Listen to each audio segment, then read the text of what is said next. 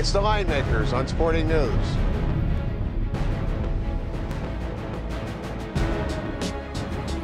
NIT semifinals for Madison Square Garden. Welcome to Linemakers on Sporting News. I'm Micah Roberts with Rick Heron. Rick, we've got an interesting tournament here. NIT, when I was looking at all the numbers that these guys have posted, I was quite impressed by what I saw here. And we'll start base with just BYU with Tyler Hawes having an amazing NIT. Well, he is having an amazing NIT, Micah, and it's a great Final Four in the NIT with BYU going up against Baylor. Baylor, a 3-point favorite, total of 153.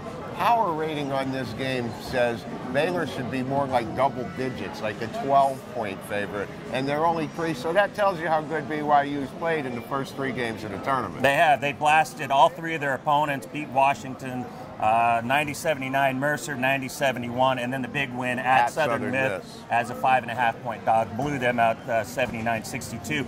They come in here now. We talked. Their rating has gradually increased immensely here, more so than any team in the NCAA tournament or NIT. But I think it's too much. They haven't been that good of a road team, or away from home. They're 7-7 straight up on the year. Baylor, I think, has a big edge on the front line. Baylor played Long Beach State, Arizona State, and Providence. Pierre Jackson at the point, Isaiah Austin, the 7-footer, Corey Jefferson at 6'9". I know that Baylor only went 15-15 against the spread, and it was kind of a disappointing year because they expected to be in the NCAA. I think it's too much of an adjustment, though, Mike, on BYU. I like Baylor in the game laying 3. I think the number will go up. All right, in the next game, we have 2 hot teams, 2 teams that barely missed making the NCAA tournament. Iowa is on a 9-game cover streak. Maryland is on a 7-game cover streak. Both teams playing extremely well. What do you got here? Well, we're looking at Iowa, a 3-point favorite, total 135.5. Iowa is 23-9 against the spread on the year. One of the best spread teams in the country. Devin Marbles just stepped it up down the stretch in the second half, averaging 20-something a game in the tournament, averaging 18 or 19 the last 6 or 8 games, which coincidentally is what that streak is. Yes. On the other side, very similar situation with Maryland. Des Wells has just stepped it up down the stretch and through the ACC tournament.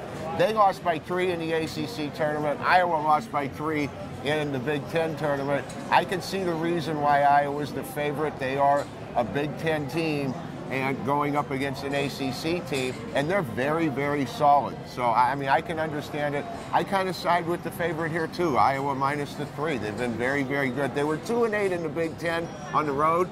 They had the lead in 4 or 5 of those games and lost them by less than 5 in the Big Ten. So, would you use the Virginia game? Both of them played at Virginia, and Iowa won their last game there, and March 10th, Maryland lost by 3.